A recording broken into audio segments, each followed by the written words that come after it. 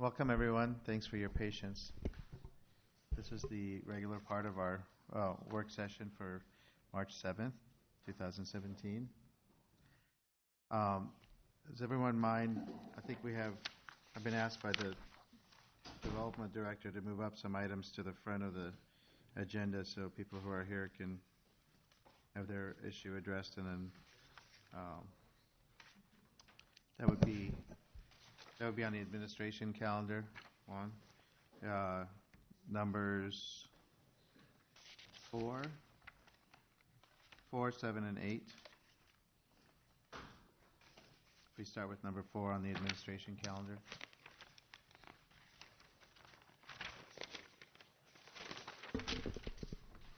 You ready? Yes. Okay. Yeah, we'll start with number 4. This is a motion to receive and file a request for TIF assistance from Barker Financial. Barker Financial has filed an application for TIF assistance with the city for the redevelopment of the Swarg Pharmacy and Parks and Schmidt building. The proposal is to do historic preservation activities, updating, and ADA improvements to the entire building, and basically bring it up to things like current electrical standards, ADA compliance standards, and do restoration work on the exterior of the building. The receive and file is the first step in the project. Tom Franz is the project manager on behalf of Barker Financial and is handling the project for them. They do have a prospective tenant for half of the building, and then would seek to renovate the other half. One difference between this proposal and the proposal that the council saw on that building in the past is that the upper floor is being reserved for commercial space and before would have been contemplated as being residential units. So the receive and file kicks off the process for coming back to the council for a potential TIF incentive for the building. I would say that the early indications are that the financial gap that they've identified looks like it's pretty similar to the improvements that qualify under life safety and ADA upgrades. So that would be number 5 then on Thursday, would come to the council for approval, and that would direct staff to actually negotiate the agreement. All right.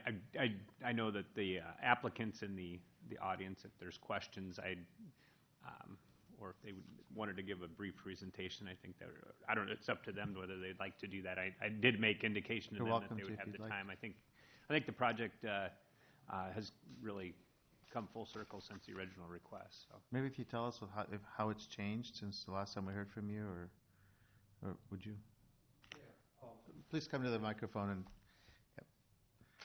then state your name and address, please. That's our policy. Thank you. Tom Franz from 3077 Deerfield Drive in Swisher. Okay, welcome. Thank you. The major changes would be both part of the capital stack. We're not pursuing the federal and state historic tax credits. The two biggest reasons is one, the timing issue with them in the approval process, and then two, the restrictions that it would impose on the renovation. We're still going to perform a historically accurate renovation, but just not be constrained by the time frame and the process of the state and federal historic tax credits. So those will not be used in the project. And then, as it was mentioned, instead of residential on the upper floor, it'll be converted to office space on the upper floor. But it's and on some scale sketch of it, it's about the Barkers are investing about $945,000 in the project. About roughly $670,000 of that is hard construction costs, and of that, there's about $43,000 in ADA improvements to make ADA accessible restrooms and ramp. There's $71,000 in historic facade renovation and work, approximately $40,000 to put a second egress from the upper floor. So there's two forms of egress on the upper floor offices. There to put that egress out towards the back, towards the north. An additional approximately $85,000 in electrical updates and $115,000 to meet current requirements of HVAC requirements for the increased occupancy of the unit there. So actually, in safety and ADA and upgrading utilities, it's about $410,000 of the $670,000 are for those upgrades in safety and ADA and historic renovations. Okay. Any questions? Thank you. Okay.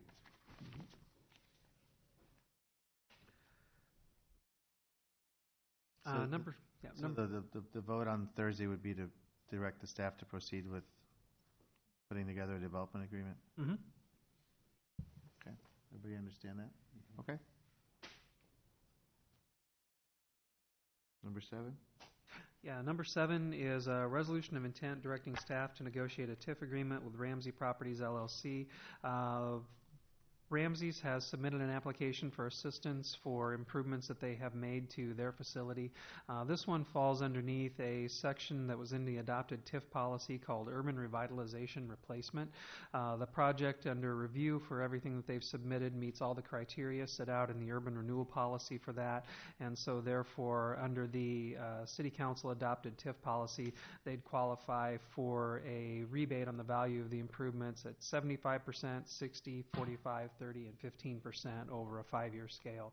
As the council might remember, when we created the urban renewal area along the central corridor, we replaced an urban revitalization district.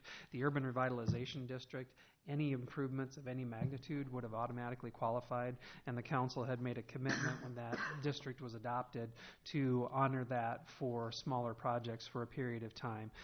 Any project that's completed after 1/1/2018 is no longer eligible for that, so we did establish a window under which businesses would be able to come in and apply. To be eligible for it, they have to apply before July 1, 2017.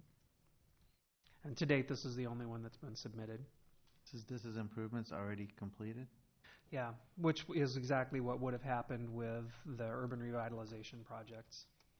They would have completed the improvements, then made the application, and it would have been, in that case, it's actually only a resolution that gets approved by the council, and then it would have been forwarded to Lynn County. Questions?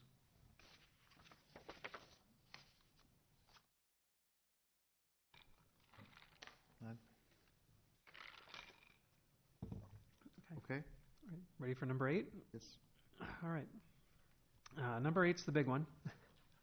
And I know the council's been waiting to see something come in on this one for quite a while. We've been doing a lot of work on it.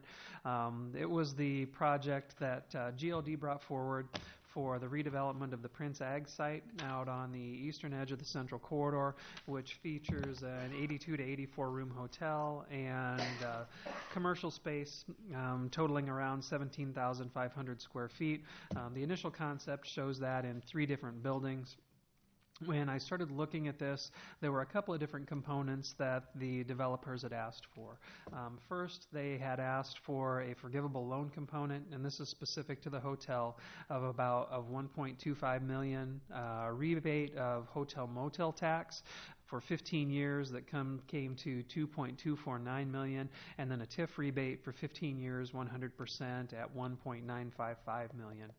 As we started really digging into those and working with our financial group out of Des Moines to better understand the hotel project, one thing really became clear, and it's that as much as we love Marion and as we want it to do well, in the hotel world, we're still considered to be a Tier 2 market. And in a Tier 2 market, there's more risk for the hotel operators. Tier 1 would be your Kansas Cities, your Minneapolises, your Chicagos, the places where they can go in and build a hotel, and it's really a no-brainer. They're willing to go in and do that for a slightly lower rate of return. In discussions with our team in Des Moines, they had indicated, because our TIF policy is geared towards providing a return between 8 and 12%. The hotel operator was looking at 15, and that was, from all indications from our finance folks, what they look for when they're looking at a Tier 2 market. So started looking at what could we do and how could we package this project in order to make it work. The developer was looking at doing a couple of different things. One is obviously applying the forgivable loan that would come in from the city as cash, reduces the debt load, helps the hospital or the hotel to be able to operate at a profit. But the pro forma that they submitted was taking both the hotel-motel rebate and the TIF rebates and then using them to secure additional financing for the project. It was just being paid for out of those rebates rather than being paid for out of the cash flow of the hotel to allow it to work. As I started looking at that, they were proposing that at a typical commercial lending rate, and for 15 years the interest rate on it is fairly high. So I contacted them, and they put me in contact with the financial institution that they were using for the project, happens to be a local bank, and we started talking about different alternatives and whether or not there was a way that the incentive could be provided at a lower interest rate, which would allow more of the money to actually be used for the hotel project rather than being eaten up in interest over those 15 years. And so overall, in working with the bank, there is a way that we can do that. It would be to structure it so that we would have what's called an annual appropriations note with the bank in the name of the city. So only the annual payment that the city would make to the bank would count towards our debt capacity. So it's a financing mechanism that's often used with tax increment financing to allow you to access funding but still preserve your debt capacity for other projects. By doing that, we can make a forgivable loan or an economic development grant more in the range of $4 million that can go towards the project as a cash infusion. And when we do that, then we capture the tax increment financing, and then we capture the hotel-motel to pay that debt off. We also have the financial strength of the Collins Road Extension TIF district to help make sure that we've got the ability to make those payments. So we are, in the eyes of a bank, no offense to our development group, but we're a better credit risk when it comes to doing something like that, because we have that ability to tap into the broader TIF district as needed in order to make sure that we can make our payments on the project. So in exchange for that, they're looking at building an 82 to 84 room extended stay hotel with a capital cost of about $11.3 million and an estimated value, a taxable value of around $3.36 million. On the commercial building side of it, that was a little bit simpler because they had just asked for a more conventional rebate term. They had asked for 10 years, 100% on all three of the buildings. That's a little bit beyond what the city would normally do, but as I think the council saw, the scale of what they were proposing and the level of finish on what they were proposing is not something that we've typically seen in Marion either. We did have to make a few adjustments from the initial proposal till now because it looks like there have been some changes to construction costs that we needed to accommodate. So they were asking for 10 years, 100%. We proposed one that was actually a little bit longer with a little bit different percentage breakdown, 85% for the first 5 years, 75% for the second 5 years, and then 50% for years 11 and 12. We do need to capture the difference between those numbers and 95% on all of those buildings to help service the annual payments that would be going for the hotel. So we're treating them all together as one project. You could potentially do it a little bit differently and say, okay, instead of doing that, we're going to make a 95% rebate to the developer. But if we do that, we write 95% to us. They're writing a check back to us for 10%. It's just more expedient to just keep all of that on our books instead and not have to worry about writing checks back and forth to be able to make that happen. So that's really what we're looking at. Overall, it is definitely, I think, an incentive package that's a different scale than what we've been used to before. But on a $20 million project, it's one that we've not seen a project like that proposed in Marion before, and it has some pretty unique challenges given that it's on an identified or it's adjacent to an identified brownfield site. Even though we're going to be contributing property to it, the property that we're contributing has an EPA capped location on it, which limits their usage for what they can use it for. It's going to be parking, which is probably the highest and best use you can expect to have come out of it. And we end up with a total project that has an anticipated taxable value at about $3.36 million on the hotel, and then let's see, I think I've got the buildings in here. Take a look. Let me grab the value on the buildings.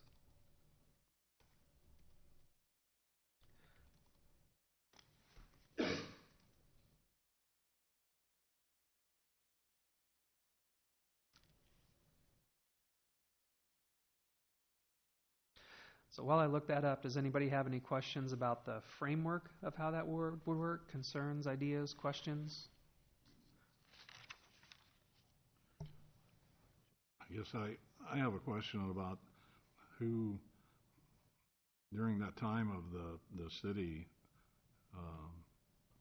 giving them that money, or doing the loan that you talked about, if something happened to the facility, does it come back on the city to pay up the debt?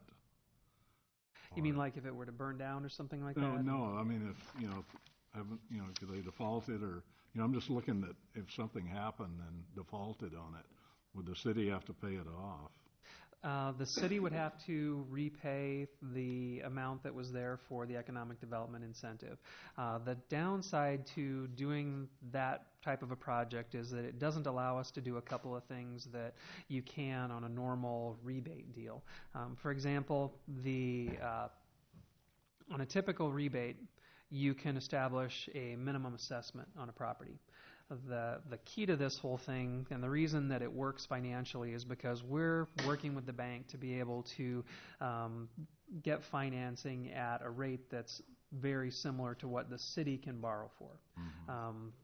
The IRS is very sensitive to substituting nonprofit or governmental financing for commercial rate financing. They'll allow you to do that if you're making an economic development grant to someone for an economic development project. But you can't require them to repay it to you over time. I mean, it can't be a loan. It can't be a forgivable loan, and they construe that even establishing a minimum assessment agreement on the property means that you're counting on that property for repayment, and therefore you don't have access to the tax-exempt financing. You lose that tax exemption. So that's why it's structured the way that it is. It does also mean that there's a little bit of that risk there. The backstop, of course, is that if they build the hotel and they default on it, it doesn't mean that the hotel's not still going to have a taxable value. Once the building is up, barring it being taken down by a natural disaster or something like that, it's always going to be there. And then we have the additional backstop of having the ability to tap into the about $2.6 million a year in available cash flow from the Collins Road Extension District. So it's not something where if they defaulted, if your concern is that that money could fall back to the citizens to have to pay through a special tax assessment or something like that, that can't happen under a deal like this one. All right, thank you. Mm-hmm. Could you tell me again the effects of the motel tax rebate? Sure. The way that I actually would anticipate the deal being structured, hang on. Make sure I've got the right one open.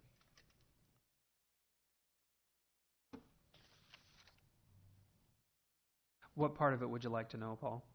Well, I'm just trying, in their original proposal, it would appear to me that they wanted 100% for 15 years. Yeah, they were requesting 100% for 15 years. The way what I would anticipate this coming together is for this project, my recommendation would be is that we always at a minimum, draw 100,000 from existing tax increment that's out there right now. I would rather draw against the tax increment, since that can only go for projects like this, and then preserve that 100,000 in hotel motel tax, because that money is so much more flexible and can go towards other projects to benefit the community. If we did that, we would know that we would always have 100,000 a year coming in hotel motel tax. But the way the deal would be structured is whatever property taxes were being generated would be the first thing that would go towards the debt. Then you'd have the other 100,000 that we'd be drawing from the existing TIF increment, and the only piece then that we would use out of the hotel motel would be whatever that difference breaks out to be. And by the time all the buildings are up and everything is up and running, they're projecting that the hotel motel, of course, is going to continue to rise over the years as hotel prices go up, and hopefully as occupancy continues to increase to help build that fund as well. Yeah, I too would rather see an additional TIF, unless we lost a motel 15 years ago because of the tax on it that we wouldn't give back, and I don't want to lose another one, but we're setting a precedent here for the next two hotels. Well, we are and we aren't, because this one was identified in the city's hotel study as the #1 site for a hotel. It also has some particular challenges. I've indicated to the other applicant that was looking at a project that I don't view that this is something that the city is going to do on every hotel project. Their request, they have submitted a request, but their request is related to the extra costs that they're going to be assuming for developing their property. With this one, the city has already taken care of the infrastructure costs around it, so the developer doesn't have to put in traffic signals, the developer doesn't have to put in a street or anything like that. With the one out on 151 and 13, they have traffic signals, they have acceleration and deceleration lanes, they have some expenses that this one doesn't have to have. But we are not looking at doing anything out there that would be a direct incentive to the hotel.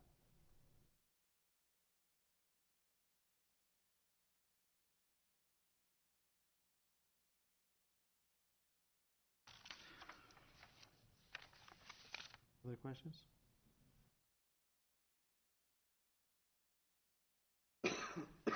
The other thing that I would say is that, in consultations with the bank, the city's incentive amount, obviously we're working off of estimates right now. It would be tied to what the actual construction cost of the hotel is. So, for example, if we're committing to 29% of the cost of the project and it comes in $400,000 less, we would be proportionately less as well. Whatever percentage we were committing to off of the estimates is where we would want to arrive at the end. Or more. Possibly. They've tried to be pretty accurate and pretty conservative in putting their numbers together, but I think, as the council knows, until you actually get hard bids.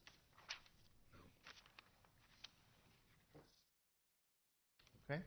Other questions, concerns, comments? Before we see this on Thursday, could you put in a slide or something that we could see this funding that you've talked about with the bank and everything? Sure. Yeah, that'd be helpful. That would be helpful for me to see it. Because when you look at this, it's pretty scary. Right. Yeah. My eyes are still rolling dollars here. So. Yeah, and I had done a calculation.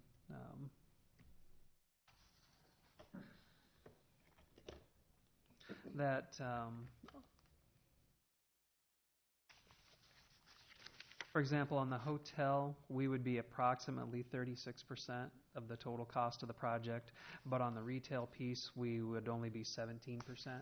And so overall, we'd be about 29% of the total project cost.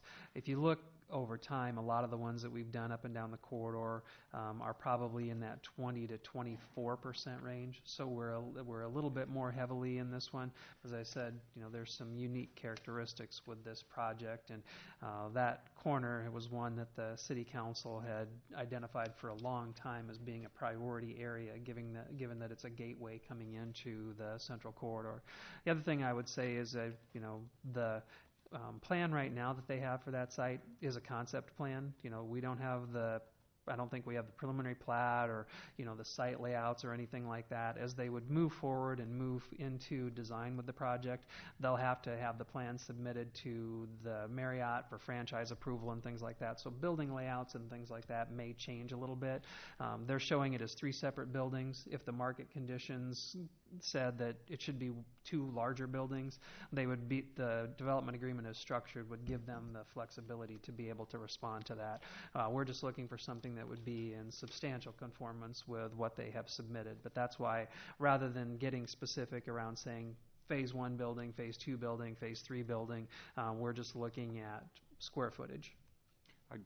If I could also point out that with the adoption of the interim development ordinance, there'll still be a formal review process at the council level for the site plan and building elevation and renderings as they move forward. The zoning is appropriate under the IDO for a hotel and commercial retail development. So thus far, everything's looking good, but clearly, Planning Commission has to weigh in instead of the City Council on the building site plan and elevations as it moves forward. So. Yeah, so if you could put together a slide showing that funding and also show over the years what Marion's going to have to, put into that. Not just at the beginning, but show the sequence across the whole, would you say 15 years or? Yeah. Yeah, I'm estimating that it would be around $329,000 annually. I don't have the final figures back from the bank because when I was talking to them, we were looking at a 15-year amortization. They don't have approval back from their loan committee or anything on that's exactly what they're looking at yet. So that could change a little bit. The big key is going to be, we'll show the council what we would expect to, in turn, still have available for new taxes that would be generated by this. Nick Glue at Medco has a tool that he uses to show the benefit to the taxing districts that happens from doing these projects. I don't know if he's had a chance to run this one through that yet or not, but he can actually model it out and show you what we would receive over and above what we wouldn't have gotten if the project doesn't proceed. Right. Yeah, thank you. Mm-hmm. The piece that was concerning me, I think you already addressed it, was the tax-exempt financing component of this when we were taking on this, whether or not it would be in violation of that. And I trust that that's, like you said, you had that all figured out, and that's why you're proposing this, because when you start doing something like that, I get a little nervous on the. Yeah, we don't want to be substituting for commercial financing. Yeah. That's why the term that our TIF Council has always used is it really does have to be provided in the form of an economic development grant with limited clawback provisions. Now, if they default, for example, if they stop halfway through the construction of the hotel and it's never completed, you do have the ability to collect on something like that. But once the project is up and done and completed in conformance with what they've said they're going to do in the development agreement, at that point, you don't have those clawback provisions.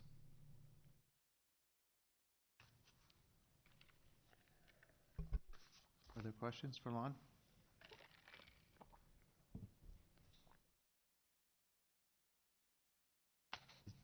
Developer want to say anything or no? Okay. Okay, all right. Thank you. We'll go back to the first page now of the agenda with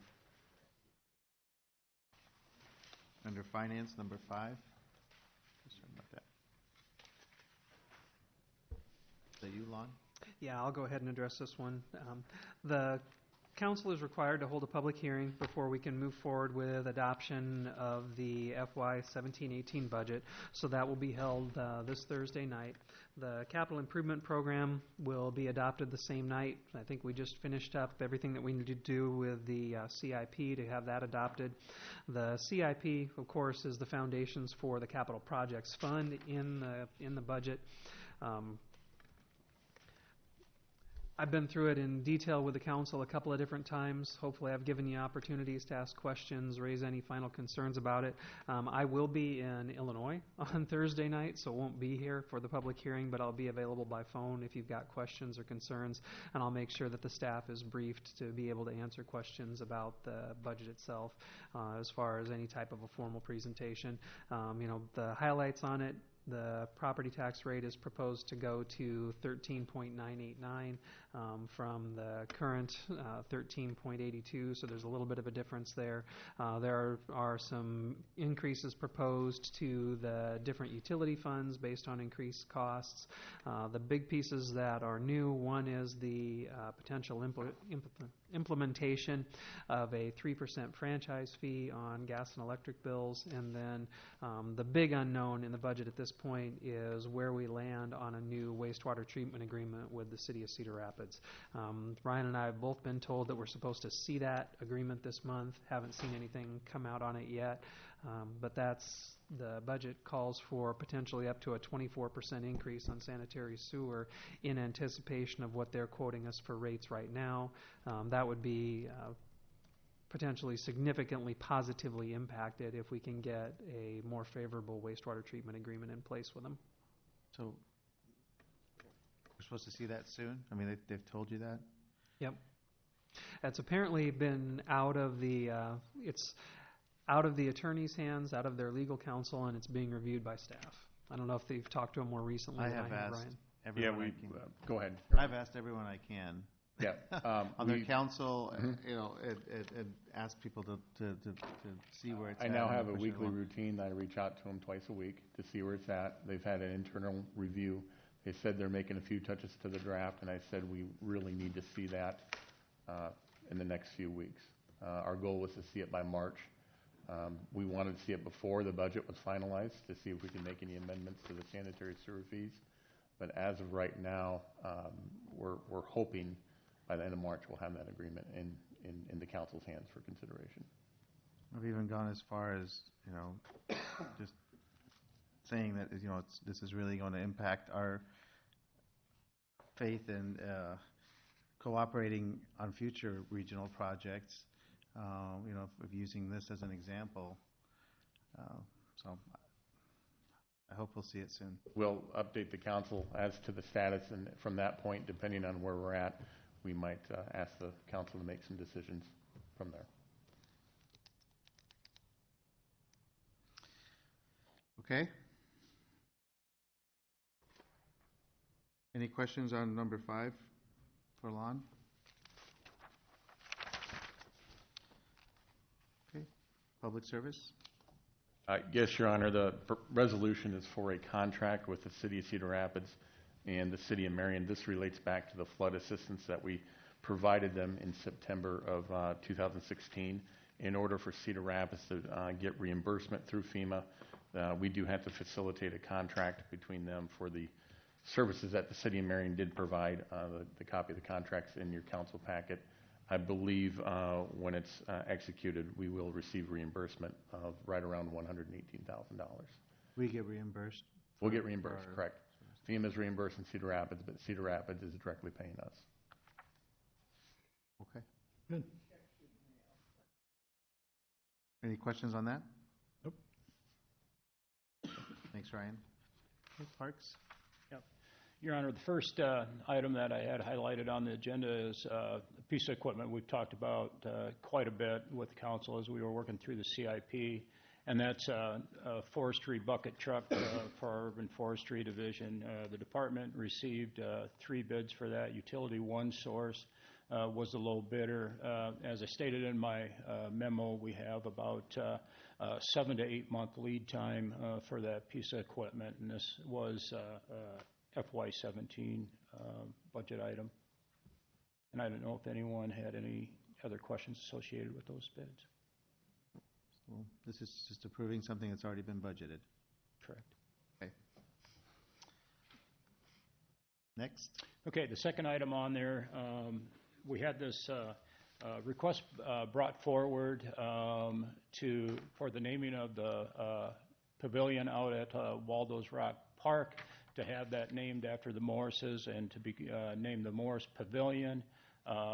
Per our naming policies that we have in place now, that is a recommendation that comes forward from the board to the city council for review and discussion. Questions on that? And this is all consistent with the naming policy, right, Lon?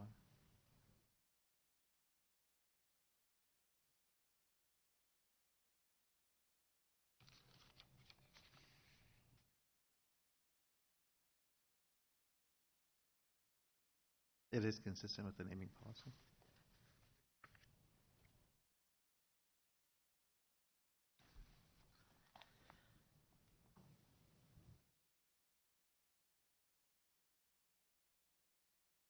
Oh, I'm sorry. You didn't hear her? Yeah, she said yes. Sorry. Didn't realize the microphone I wasn't just on. saw a head nod. Okay. Any questions for Mike on this? It's probably an appropriate thing to do. Okay. Thanks, Mike.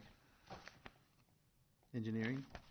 Thank you, Your Honor. Item number 2 under engineering is an ordinance amending the speed limit on North Albernet Road, basically a cleanup item to provide for the speed limit to extend north to the new city limits, representing the latest annexation.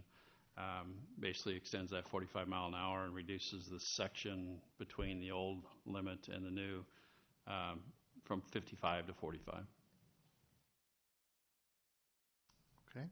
Item number 3 is our ADA transition plan. Basically, you should have a copy of that. All it does is update the statistics within that. As you can see, we're not making a lot of headway, but we continue to move forward with it.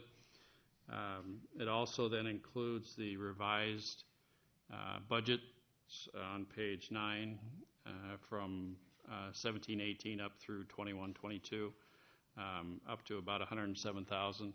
At that estimate, we're still looking at about 30 years and about $3 million to update those ramps to ADA compliance.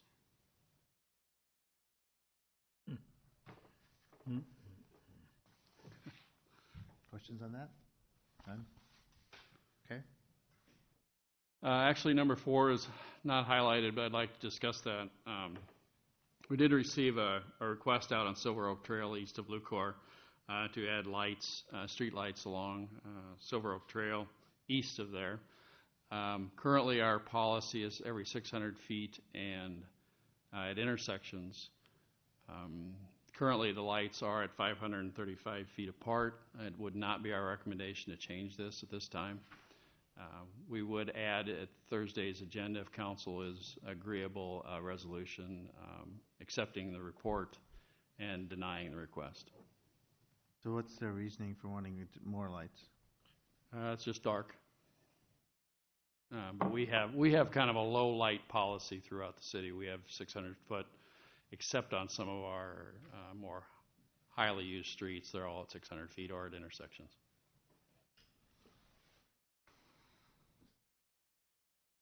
Okay. Any comments on that? None? The last one is the request on Pebble Creek Drive having to do with the erosion in the swale. Engineering department did look at 2 options out there. One would be to extend the 48-inch storm sewer pipe to the west about 1,650 feet. That would be about $250,000. A paved swell we looked at would still be about $200,000. We would be on private property and would need pretty strong neighborhood support for that work, being it would be pretty disruptive. We're recommending that, and I think Ryan would agree that there's not been much of a request for maintenance out there, so we would do some ongoing maintenance at this time and see if that solves the problem.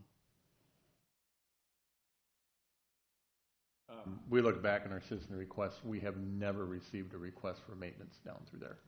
And so I think probably for the time being, the best thing to do is for us to go down there, grade it out, see what we can do to help with the drainage, and then look at more expensive options if that doesn't help.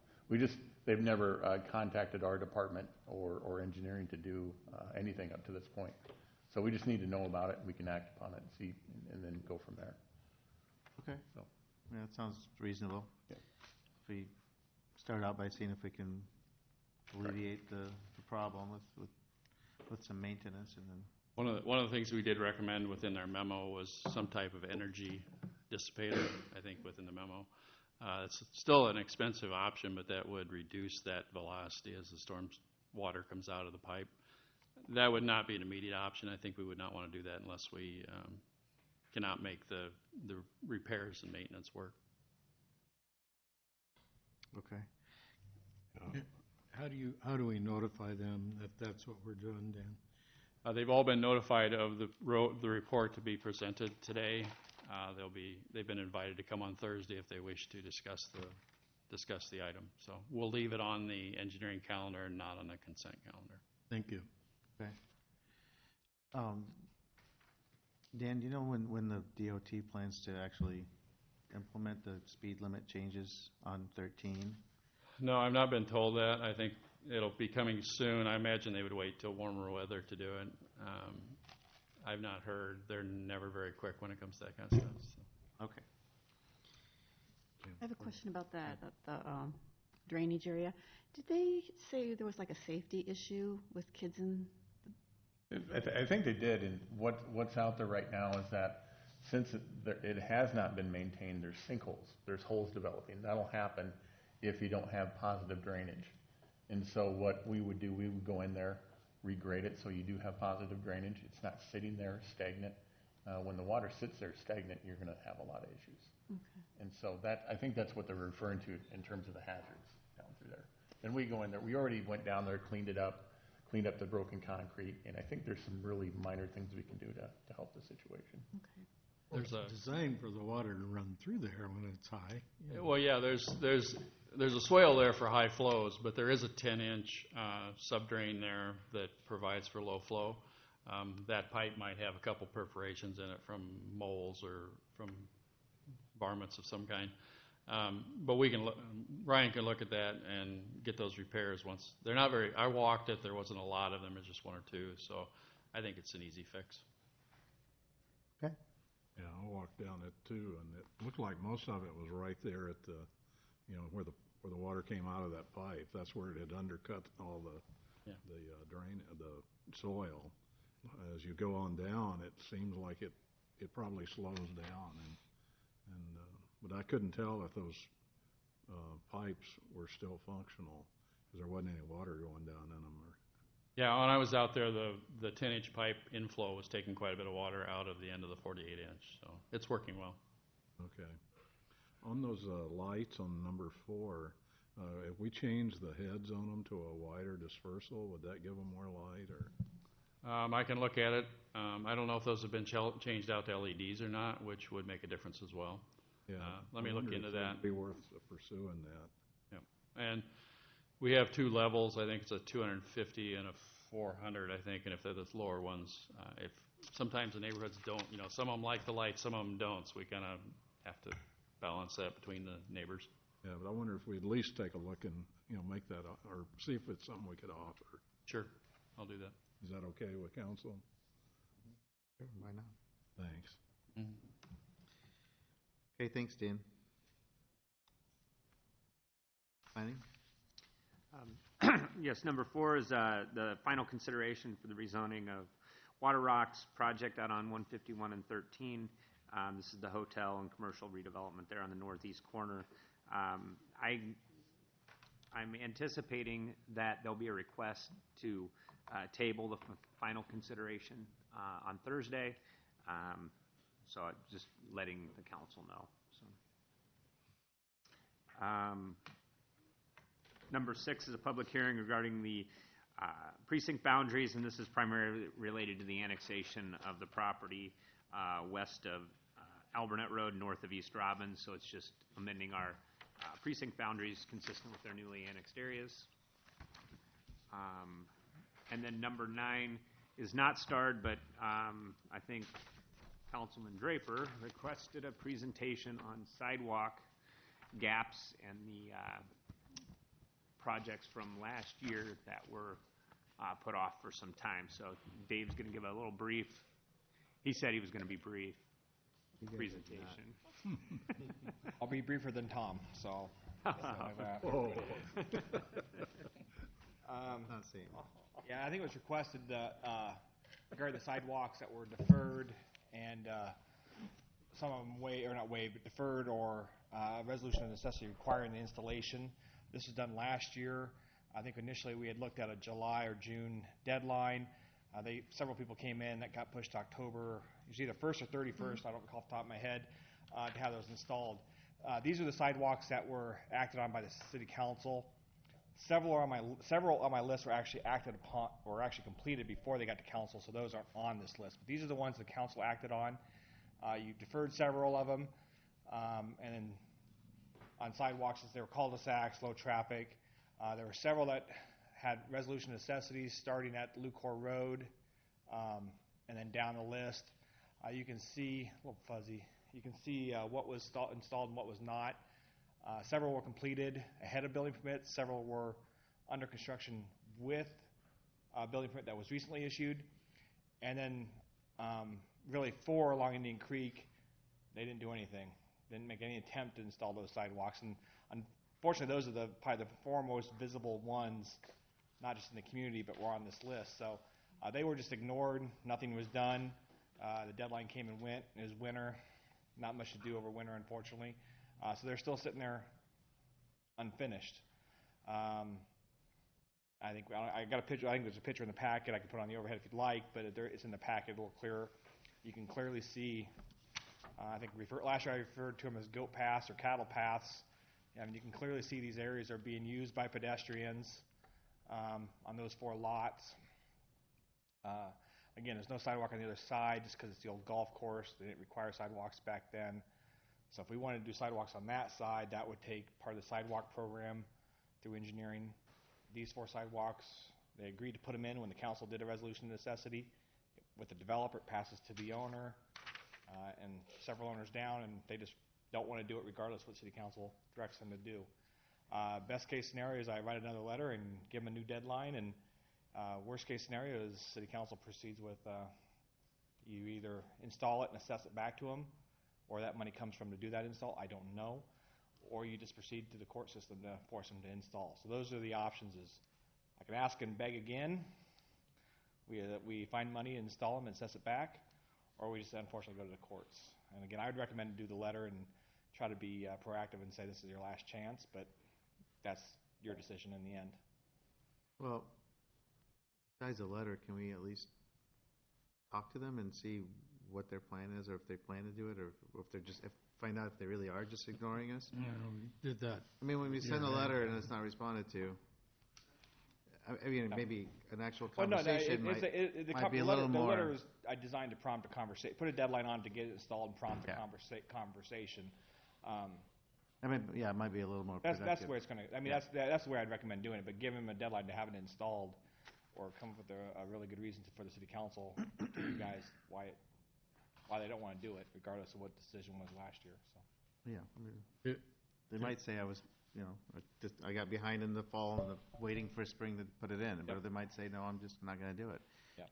Then you can at least, be properly informed when you go forward to decide how you want to deal with it. I should have pointed that out.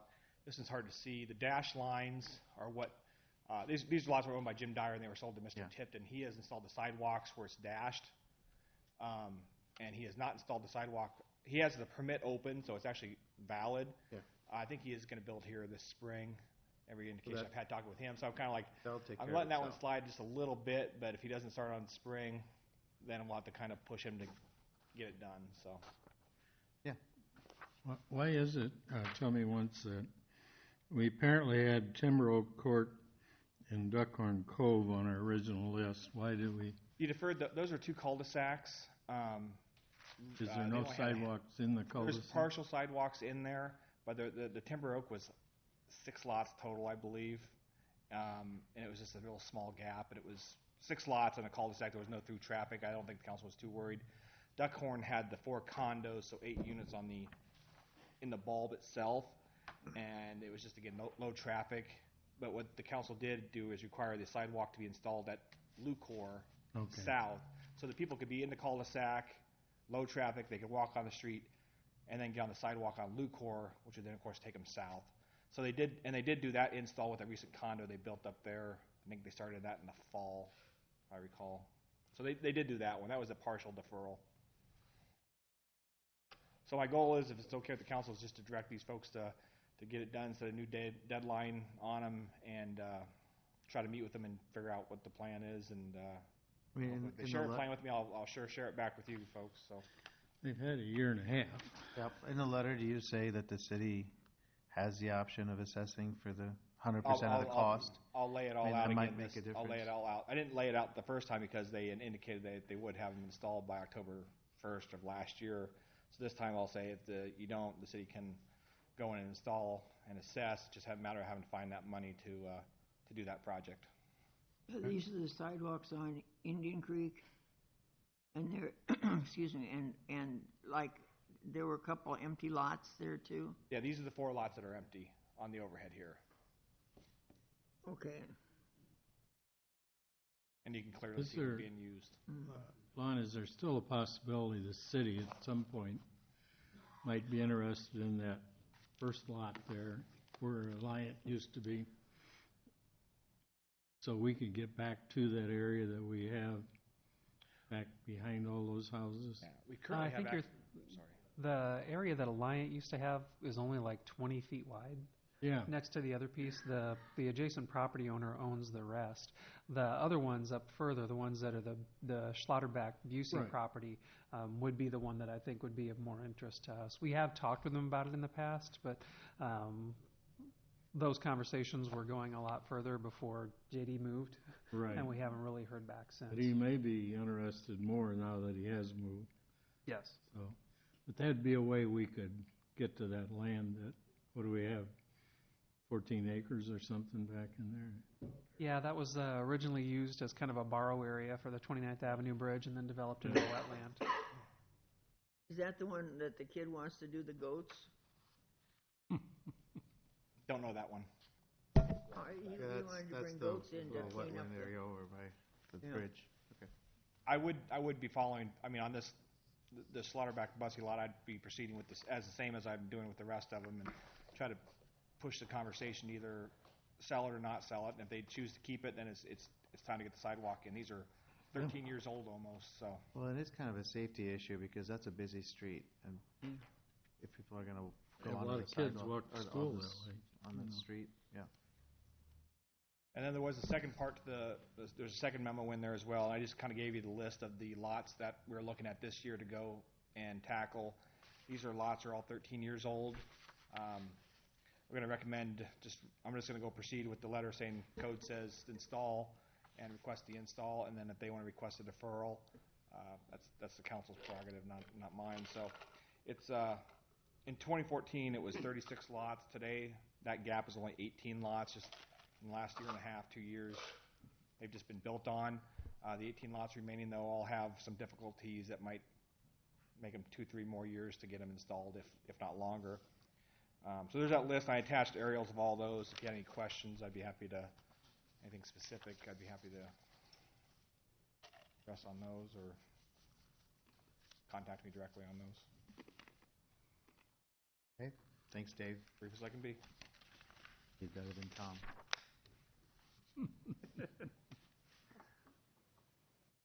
Okay, back to administration. One? Mayor, given that we have some folks here for item number 2 and number 3, I would suggest moving number 1 down so that we can get to the folks that are here. Sure. So that would start us off with number 2, which would be a presentation from Bill Bogert and Jane DeCoste from Anderson Bogert regarding the airport layout plan. You want to switch that?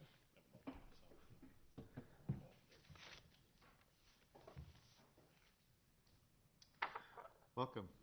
Thank you. You should be able to use this, Bill, when I get it. Bill Bogert, 2895 Silver Oak Trail.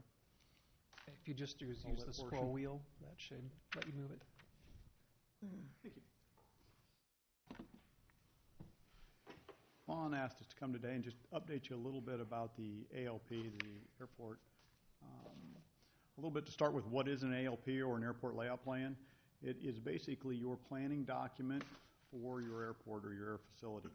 It consists of a graphical representation of the airport, some drawings, and a narrative report that gives you some information, additional information on that airport. It's your 20-year plan for your airport. Where are we going with that so you can put it in the right order? Why do you do one at all? Why do you need an ALP? Obviously, planning documents are good. You do them for many of the municipal operations. You do them for your comp plan for your city. You do them for your CIP. You need a plan to see where you're going to go. So it's a little bit similar to both of those combined for an airport. The DOT does require an ALP to be the first item that's completed before they'll fund anything else at your airport, so it is important that you have that for your DOT funding. It gives you a picture of your priorities. You're looking at what order you're going to build things so you know where you're going, and don't get something where you're building something ahead of what you should be doing. Just a long-term plan. It's basically your comp plan, like I said, for your airport. Is it set in stone? No, it's a little bit like the other plans you do. When you do one, this is over a 20-year time period, so you know that things will change over 20 years. So you set your plan, you do the best you can to anticipate where you're going and what you're going to do, but based on things that change near around the airport or at your airport, based on the operations, things like that that change, you may make adjustments to that. We typically would look at it every 5 to 10 years. You'd update it anyway.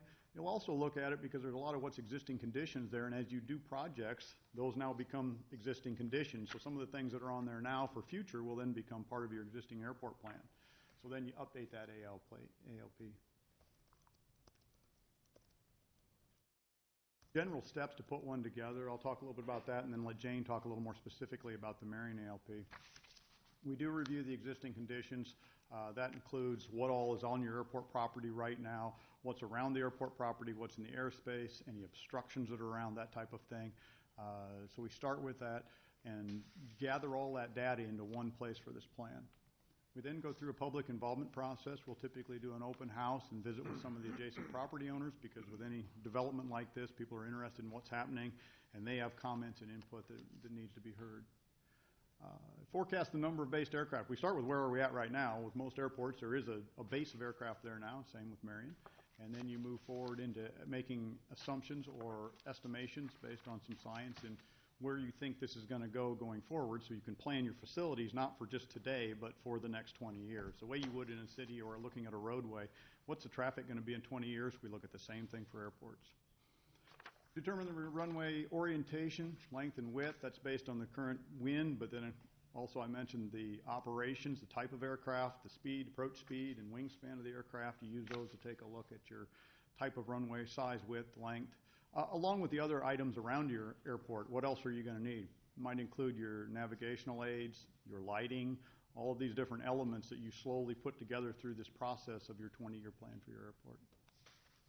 Then review the alternatives. I know Jane's been working with the committee out there at the airport on looking at those alternatives to come up with the ALP that you have before you. So the last item we do is go through and look at the capital costs. We do estimates on what we think each of those items will cost as we go forward, and then put that together in phases. There isn't any airport out there that can build everything at one time, so you start to phase that out over time and start to take chunks of that as you go. So, and we try to put that in the order that's the most effective for the airport, again, working with the committee in what direction they want to go with that. So, with that, I will turn it over to Jane to talk a few minutes about the Marion Airport specifically.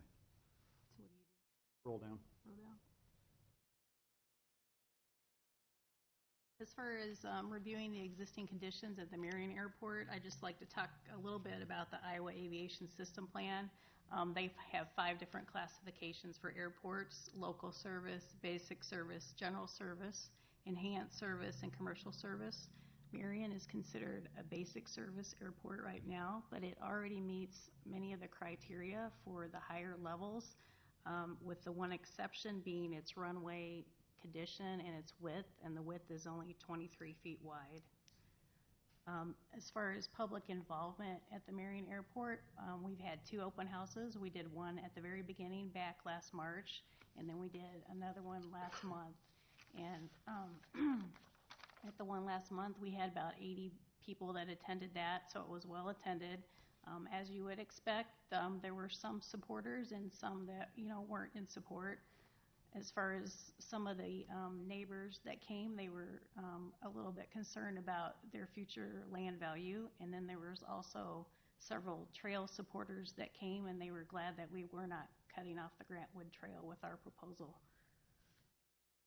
Forecast number of based aircraft in operations. The current number of based aircraft at Marion is a lot higher than at a lot of other basic service airports in Iowa. And we know as population and employment increases that those numbers go up. And population and employment are forecast to increase in Marion. So we think those numbers for aircraft activity will go up as well. So it makes that pretty easy to justify the improvements that we're showing at the airport in the future. The next item is determine required runway orientation length and width. Since a picture's worth 1,000 words, I think I'll skip forward here to the airport layout. The FAA recommends a crosswind runway if your primary runway can't support 95% of the time wind coverage, and that is the case in Marion. So we've shown a crosswind runway, an east-west runway that parallels the Grant Wood Trail, as you can see on the layout. And as far as the runway length, those are determined by 5 variables: the critical design aircraft, the airport elevation, the maximum temperature, the runway elevation difference, and the pavement surface conditions. Generally speaking, at Marion, what we're considering for the ultimate critical design aircraft is a business jet. And with those other variables mentioned, the ultimate north-south runway comes out to be 5,600 feet long. Trying to go back to the layout.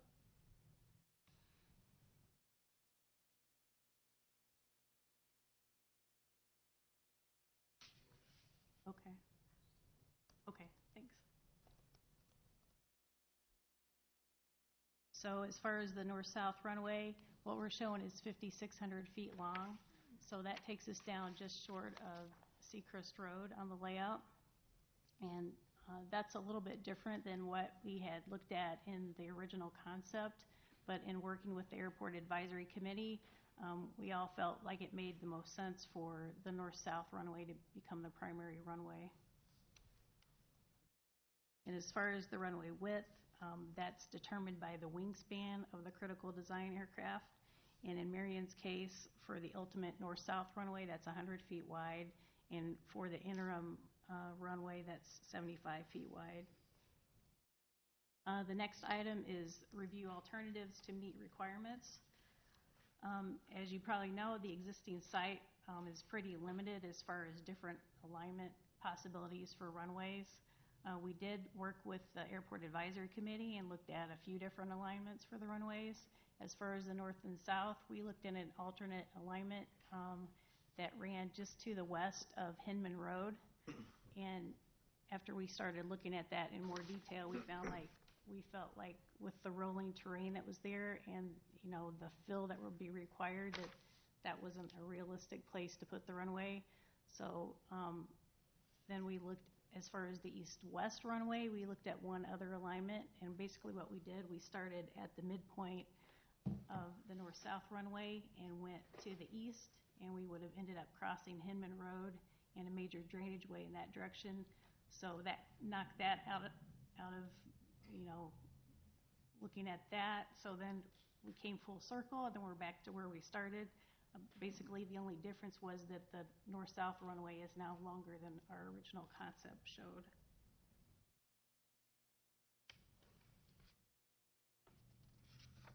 Lastly, I'd like to talk about the capital cost and the phases.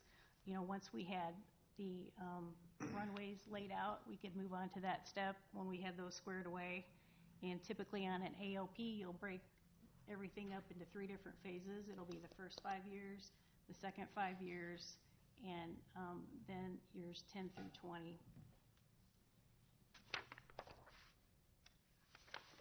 So I'd like to talk a little bit about Phase 1. And at the Marion Airport, like I said before, the number one priority is reconstructing the existing runway. So most of the things in Phase 1 are related to that. The first item is the engineering design for the runway reconstruction.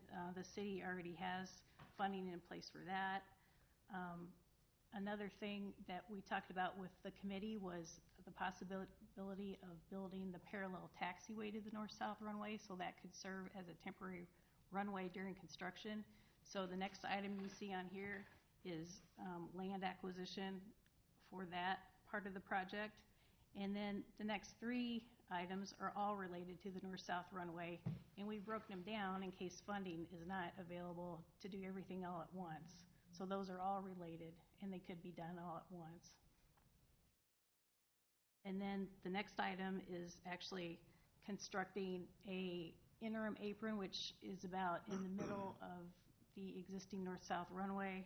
And then the last item is land acquisition to the north to extend that north-south runway to the north. Can you go back to the layout? So on the north end, if we extend the existing runway about 225 feet, we get to a somewhat magic number of 4,000 feet long. So that was the first extension we're showing in the length of that runway, which would, of course, require a different entrance to the airport, and for that entrance, the current entrance to be shut down, which you can see that on the airport layout plan. And as far as Phase 2 and Phase 3, we can talk about that a little bit.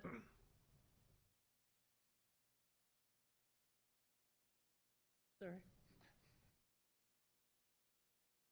Phase 2, 2022 to 2026, basically can be broken down into three different projects.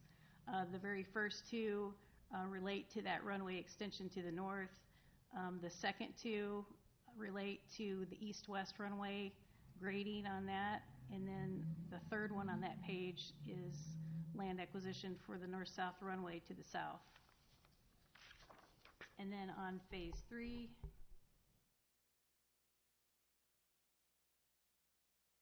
on this page we can break that basically into three different project clumps there. The first three are related to the north-south runway extension to the south, and again we've broken that down into smaller phases in case funding is not available to do those all at once. And then we have construction of the parallel taxiway to the north-south runway, and then the very last item on that page, actually this page continues over, but the next item here is the east-west runway. We're at that time making it longer. Originally it was 2,700 feet. When you go back to Phase 2, now we're up to 4,000 feet long. And then the last page, let's see here. So top of the page, we're still talking about the east-west runway. The next three items have to do with building the ultimate terminal building and apron. That's where the aircraft park.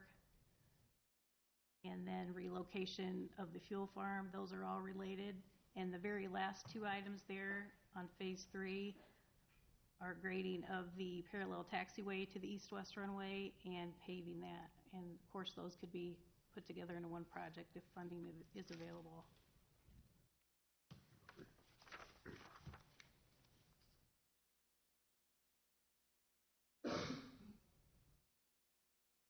So what's next?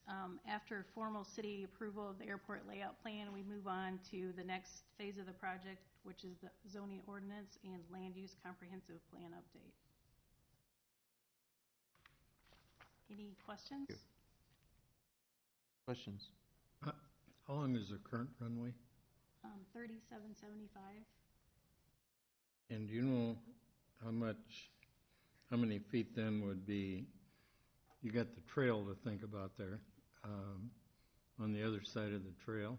Can you tell me, only because I've been asked how many feet you're going to take when it goes down into that corner down there? Yeah, so to over the here. south. The runway now is 3775. To go to 4,000, we extend to the north by 225. In the future, we're looking to extend to the south, and then at that point in time, which is pretty far off in the future. 1,600 feet then. Yeah, it'd be 1,600 feet, yeah, at that time. And that takes us to within about 200 feet of Seacrest Road. Then in your map, only because I have an interest, when you have this widened out area at the end of the runway, what is that telling me?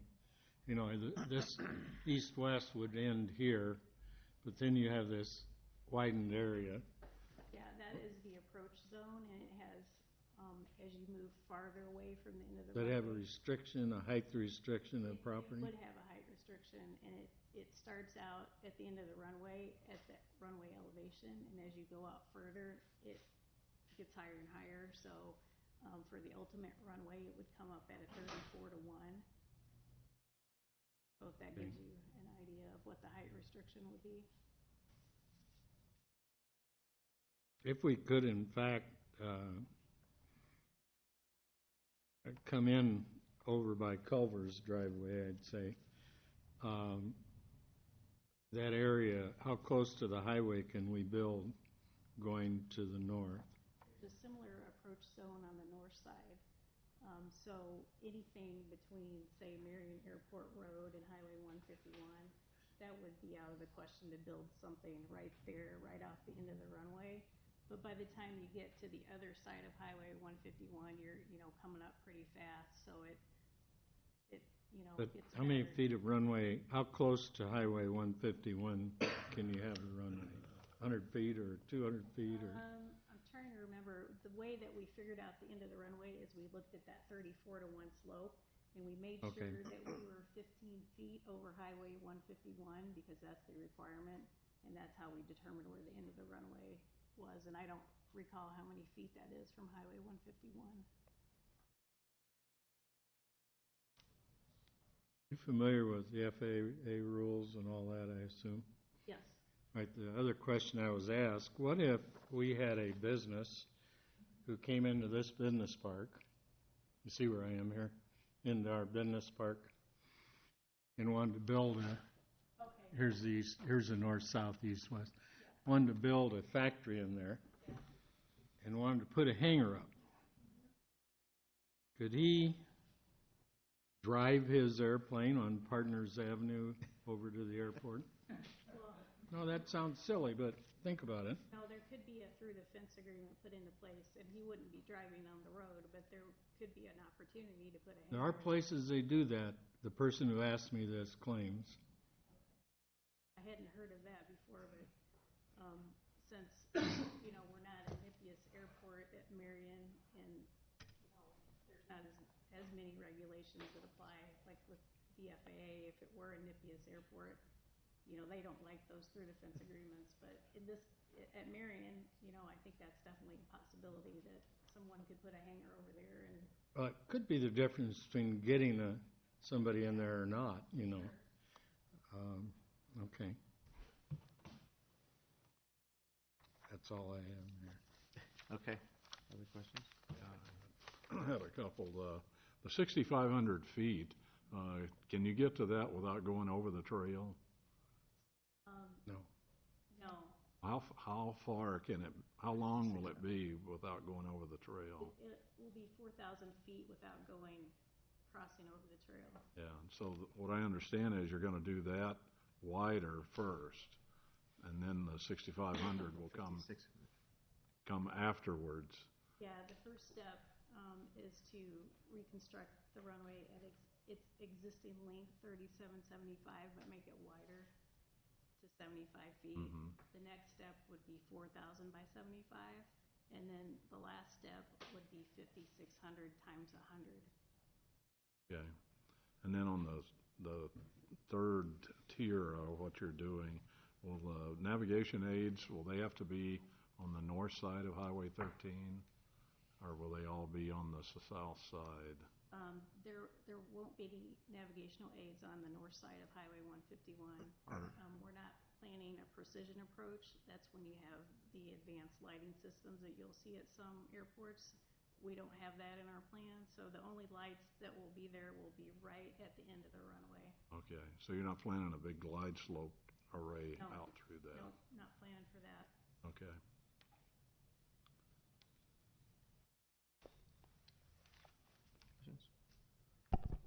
Might not be a question for you. Oh, sorry. Do you have another one? Yeah, you go ahead. No. I'm just curious about value of land, and maybe it's a lawn question around an airport. So if anybody's owning some land around it, as far as farmland or whatnot, does that affect the value as far as increase, decrease? Curious about that. Really depends on what the use of the land is anticipated to be. If it's commercial property, then typically proximity to an airport is going to have a pretty significant positive impact on it. If it's someone that wants to enjoy it for an acreage, then it depends on proximity to the airport. Most of the time, if you see a negative impact for an airport, it's something that's anticipated to be a lot busier than Marion's and be in commercial traffic. One of the things I know that came up at the public sessions was folks being concerned about flight paths over their properties with jets.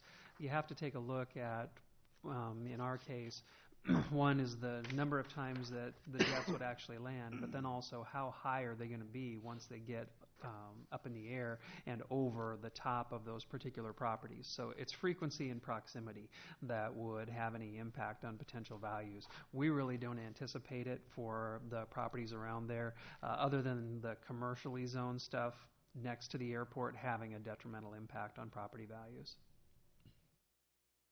So you think it's a good thing for, so let's say south of the trail and west of the proposed runway, that would be a good thing for a commercial development to have the airport right next to it, a runway right next to it? Mm-hmm.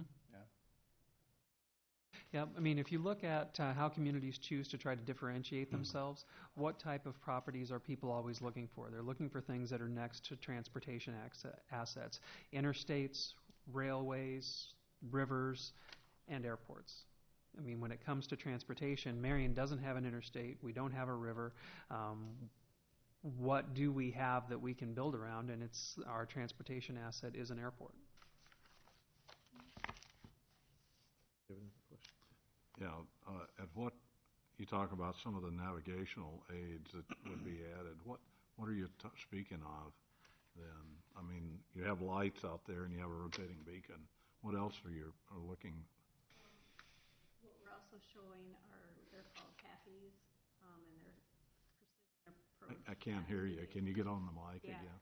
PAFIs, precision approach path indicators. So what they do is they sit alongside the runway about a third of the way towards the end, and they shoot lights up in the air at the approach slope. Oh, okay. So I don't think that's any bother to anyone, but the pilots can turn them off and on as they approach, and so they click them on and they come up, and then the same as the edge lights do for the runway.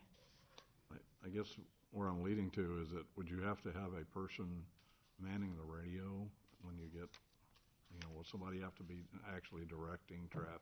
I don't think someone needs to be there 24/7, no. Yeah, okay. So it'll still be an uncontrolled airspace then, or Yeah, I mean, there's no control tower to speak of. Right. Right. So what you're planning though, does it go that far then to actually have a control? No, it doesn't go that far. Okay, thanks. Yep. Okay, other questions?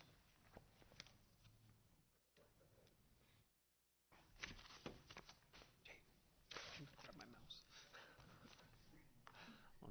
Okay, thank you. Okay. So the next step then for Thursday night would be a resolution for the council to adopt the airport layout plan. Once we have the airport layout plan in place, then we can proceed with the updates to our land use map and adding the required language into the zoning ordinance to reflect the fact that we have an airport in town. That'd be the next project. Okay. Ready for number 3? Yes. Okay. Yeah, with number 3, this is something that I know has been percolating around for a while. There have been a lot of conversations related to it on the Marion Square Mall project. At the last meeting, the council considered and authorized the staff to engage the financial and legal counsel we need to move forward with getting everything ready to be a potential anchor tenant in that redevelopment project. The discussion that I wanted to have today is really predicated under the assumption that that project moves forward. There's some things that I think that the council probably needs to understand about the way this project has developed and come together that I don't know are things that are necessarily commonly known. I've mentioned several other times that there were other attempts to buy the mall from Noddle companies since I've been here. But what I don't think I've related to the council is that of all of those projects, there was only one that anticipated keeping the mall in its current form, and in that case, the one tenant was going to take over essentially one whole wing of the mall. But everybody that has approached us about potentially acquiring that property has not, other than that one user, has not had the intention of keeping the current building. Noddle Companies was not interested in selling. That changed last summer when they made a call over here and said, you know, we're interested in potentially selling. They have a big project going in Council Bluffs, $100 million plus, and they're going around and divesting themselves of a lot of their smaller properties. So once they started to actively market the project, once Noddle had made that decision, the mall was going to sell. The prior interest that we've seen from other developers would indicate that if it wasn't Ryan Company stepping up, somebody else was probably going to come in and buy it, and I sincerely doubt that they would keep the mall in its current form. For all we know right now, there could be a backup offer out there behind the Ryan offer with somebody that just hasn't chosen to talk to us about it. We just don't know, because Noddle tends to play things like that fairly close to the vest. People keep wanting to try to paint this as being a city project. It is a private development project with us as a potential anchor tenant.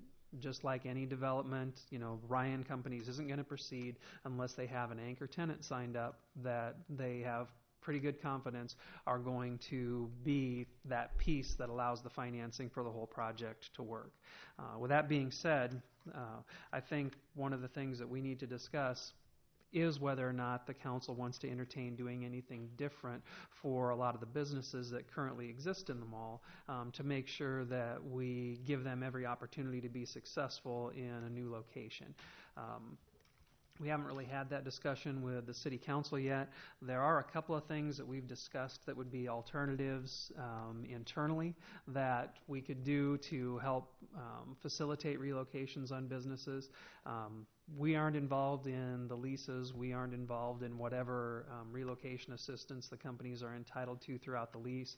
We do know that in most cases, if they relocate, they're going to run into things like build-out expenses, ADA improvements, those types of things at new sites. We do have some options available that would fall underneath our normal programs. So, for example, if someone wanted to relocate to a building where we already might have an existing development agreement. I'll use either Lincoln View or PDS Investments as an example. The city would have the option of taking a look at the current development agreement and potentially to help with the relocation, we could just look at it and say, okay, we'll extend it by a couple of years to help cover the cost of your build-out expenses so that you don't have to bear those in the relocation. We have quite a few up and down the corridor where those would be potential options for us. Certainly, you know, ones that have come forward that are new projects like Barker Financial tonight are potential locations for them. We can't really direct a business to a particular location. You know, that's something that they would have to determine what really is going to work the best for them. But we do have some tools available without looking at anything special or changing anything. The question I guess I have for the council is, do you want to entertain doing something different if the city does become a formal investor in this project, or the Library Foundation becomes a formal investor in this project, and we're ultimately going to own the library? The thing that we have to be cautious of is that we don't want to establish a precedent where we're getting involved in projects where we're not ultimately going to be an owner. I'll use an example. If someone came in tomorrow and said, I'm going to redevelop the Indian Creek Mall, and there's, say, 25 businesses down there. We're not a party to that project at all. I don't think that we really want to be in the middle of that transaction. So whatever we do, we just have to be very cautious that we're not setting a precedent for a project where we would not be a potential partner. I think in this one, the way Ryan has it conceived, I don't think the project can proceed without the library ultimately being a component of it. Certainly the other ones potentially could. So I don't think it's a situation that is going to present itself very often. But it's worth having the conversation. Wanted to see what concerns the council had, what ideas the city council had. This is just very different than if we were doing a direct acquisition. If we go out like up and down the central corridor, as the city council has seen, if we buy a business where we need it for right-of-way, they have certain things that they're entitled to. They're entitled to relocation, reasonable relocation expenses. There's an allowance for business reestablishment. But that's a direct acquisition by the city, and it's conferred upon them under Chapter 6B of the Iowa Code that we have to make sure that their rights are preserved. So with that, wanted to see what ideas the council might have, what things you'd be willing to entertain, and have a discussion about it. I think, in the interests of making sure, the more certainty we can give the businesses, the better off they're going to be. That's been, of everything that we've heard, it's the not knowing that is causing a lot of the angst.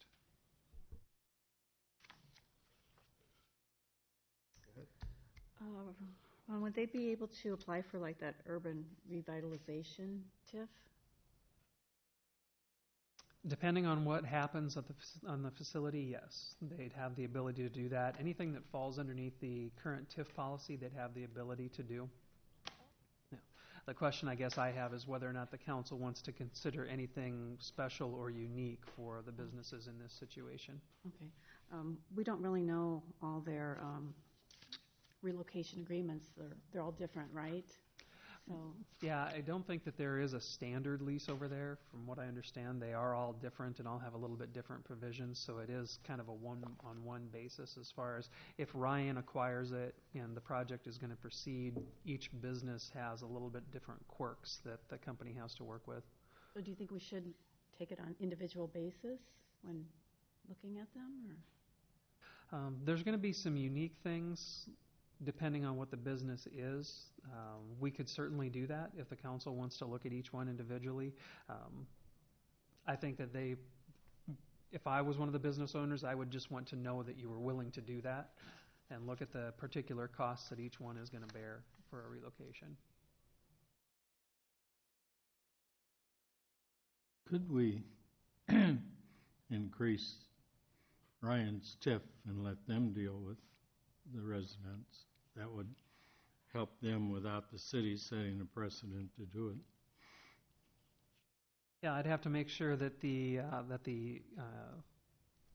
value being created would support that. But the financial plan that I laid out for the council before, showing the different potential contributions, had a cushion in there to make sure that the value could support it. Well, we would need some guidance to make sure they did it, but that would be a possibility because this incident is so different than what we've had and probably will have. That might be an easy way for us to do it.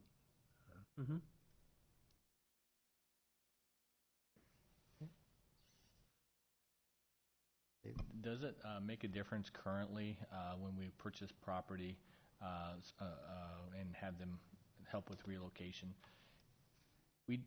Do we look at where they're relocating to? Like if they relocate into Hiawatha, for instance, do we still pick up that, Yeah, with something like that, even if they're moving out of the community, they are entitled to the benefits that are conferred upon them by the state code. That is irrespective of where the business chooses to relocate to. So would we be looking at potentially, if we didn't do things what Paul you suggested, would we be looking at only in areas within City of Marion? The council can put that restriction in place, yes. Okay. This is because this is not a right-of-way acquisition project, the council has more flexibility. Okay.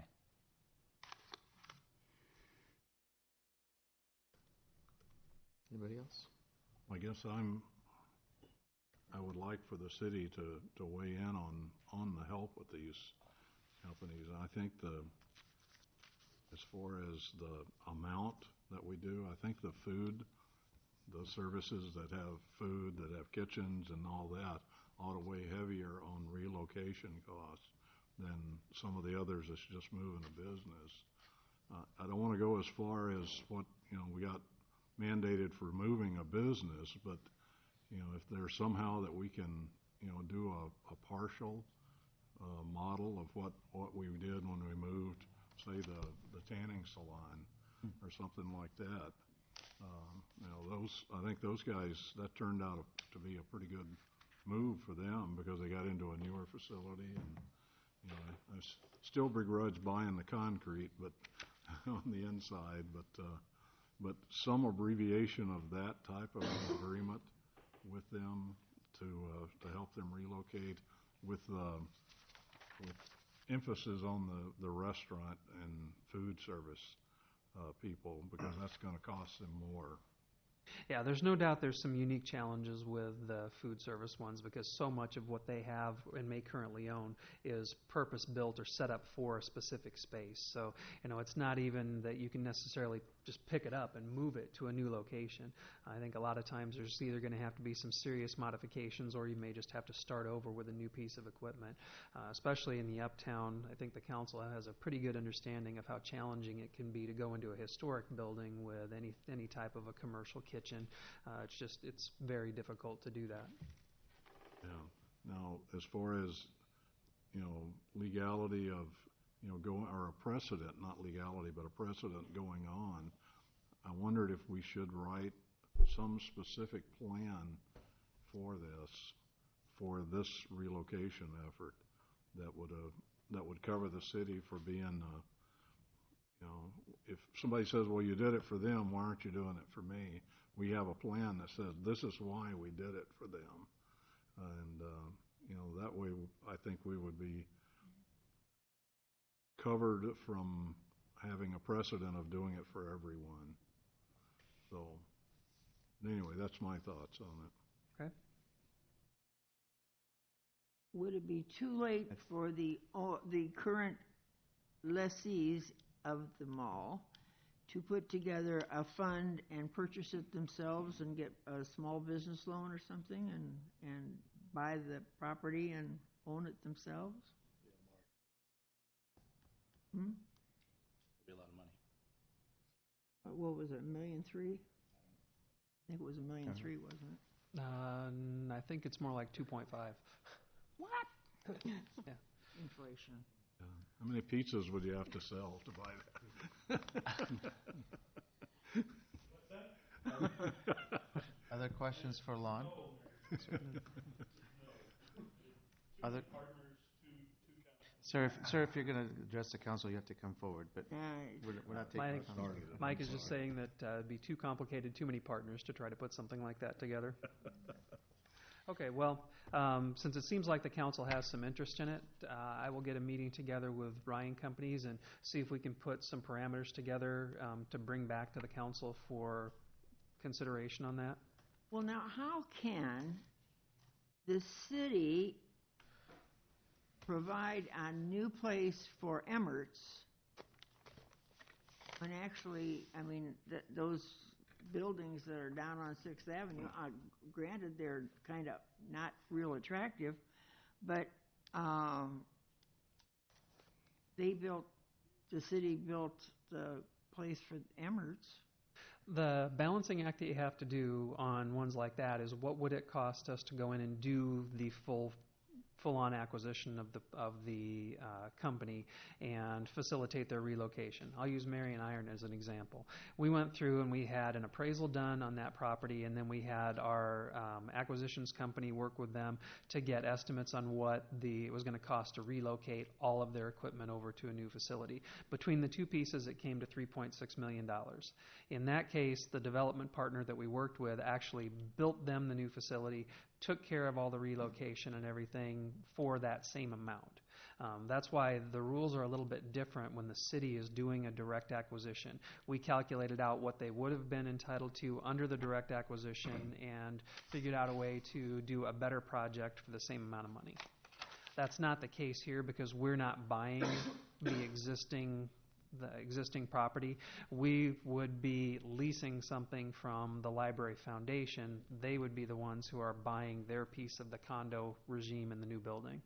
Well, just suppose, right now, I would say probably the city is not in real good standing with a lot of people in this town. And the city council, the city staff, whatever. And I think any help that they could give the people in the mall would be a step forward as far as goodwill is concerned, Yeah, which I do not think would be a bad idea. Well, the way I've couched it in two different ways. One is there's two ways that the narrative on this plays out. One is no matter what we do, even though it's a private transaction and the Library Foundation would be building and owning the building, people are going to try to make it look like we're the ones doing this. Mm-hmm. And so there's two ways that story can play out. One is that the big mean city just came in and didn't care about the small businesses and made them move and we all went out of business. The other one is that the city took great pains to make sure that we could make the landing as soft as possible. I really think the council probably wants it to play out the second way. Well, I think so too, but I mean, instead of building Ryan's building, why don't we buy them all? Yeah. The other... Sorry, Ryan.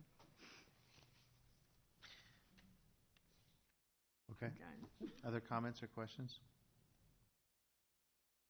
I think you have your direction. Yep. Okay. We have one more item? No. Two more, actually, before we head to the closed session. Going back to number one, Yes. As the council would recall, we received a purchase offer from KTRO for the remaining property that we own down off of 44th Street near 3rd Avenue. And it was based on about $70,000 per usable acre, and then there's an area down there where there's a waterway coming through it, and then about an acre of property north of that didn't have any value assigned to it. I went back and worked with our realtor and with the potential buyer and went back and forth a couple of different times. That piece, we looked at, for example, whether or not we should break off that north piece and keep that for future development, or whether or not we could come to some kind of an agreement on what that property was worth. They have raised their offer by $28,000, so they're offering us another $28,000 to take that acre. It does require a lot of fill, so it's not a site that you can just go into and use right now. It's going to take some work and some additional investment to get it into a usable state compared to the property that's south of the waterway. So just wanted to see, in light of that, if the council was ready to move forward or if you had additional questions about the offer. Unfortunately, Mr. Rostek, our realtor, is not able to be here tonight, but he can be here on Thursday. Remind me, do they have a project for that? They don't have a specific project yet. From what I understand, he's looking at 3 different buildings on the site. I don't know yet if it's contractor condos or what they're looking at down through there. Doesn't interfere with the trail, Tom, does it, that piece of land? We would ensure that we retain all the property that we need for the trail in any transaction.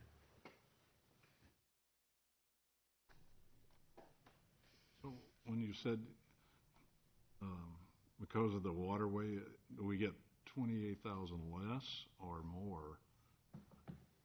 I guess I wasn't understanding. Oh, the new offer is $28,000 more than the initial one was. Okay. The initial offer was $232,000 based on, I think, about 3.2 usable acres, around $70,000 per acre.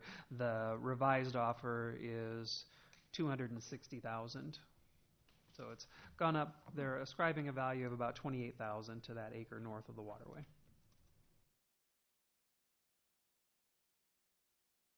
Yeah, we're not. Is it comparable to what we paid for it, or?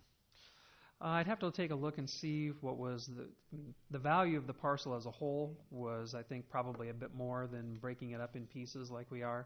When we looked at it initially, when Fiberite was looking at doing a project there, they were planning on moving the waterway and doing a whole bunch of improvements to the site that as we've broken it up. Let me go back and look at what we've got in the original transactions, how much we've yielded back from the property. Well, that would be good to know, I think. Yep.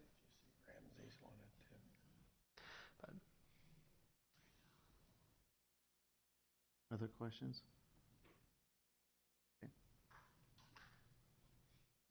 So just to make sure that we have an agenda item so that it can be on there for discussion for Thursday, I'll put it on for approval for Thursday night. And with Brian being able to be here, he'll be able to answer any further questions that the city council has about it. And then you can decide whether to accept it or counter back that evening. Then the last one before we head into the closed session is number 11. This is a change in the vacation time accrual policy. Jen Kettleson put together a memo for the council on this. What she's attempting to do is make the way that we treat department heads and exempt employees the same. Right now, if you look at the memo, one of the things that you may notice is that she's identified the positions that would be affected by this. A lot of those are ones that are newer positions, that were ones that have that were added to the books in the last 10 or 15 years. And so we ended up with a kind of a two-tiered system where department heads were being treated than other professional level exempt employees as far as the vacation accrual went. So what she's trying to do is, instead of pulling out department heads separately, is to treat all FLSA exempt employees who are not eligible for overtime the same. So we have a number of employees that are current that would be, or positions that would be affected by that. The number of employees is lower because some of them have been here long enough that they're already into that second tier of accruals. But that's what she's trying to do, is get us to the point where we're treating all of those exempt employees that don't get overtime consistently. We have some exempt employees that, for example, might continue to accrue comprehensive time or compensatory time at an overtime rate, things like that. That's not the case for the department heads. So she wants to lump all of those together under one heading. Can they carry forward those hours to another year, or is it year to year? We can only carry, I believe it's 1 year's accrual, Beth? 2 years accrual. And then as of March 31st, it falls off if you haven't used it. Now, this is identical to what Collins had. Well, the thing that bothers me is there are a lot of people in this town that can't even afford to take 1 week vacation. And to say that if you work for the city for a certain amount of time, you get 5 weeks of paid vacation plus accrued comp time. This is not a for-profit business. This is a not-for-profit. And I think basically the taxpayers are getting a raw deal handed to them. I really do. I don't think it's fair. I cannot honestly say I ever got to take more than 2 weeks at a time when I was with the Sheriff's Department.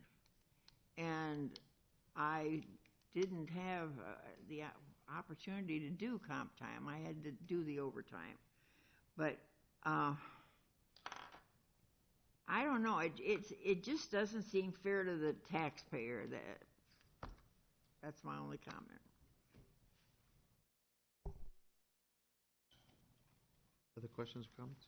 No, not on that. I have one last question, though. On item number 10, I would like to include the city council in on that discussion.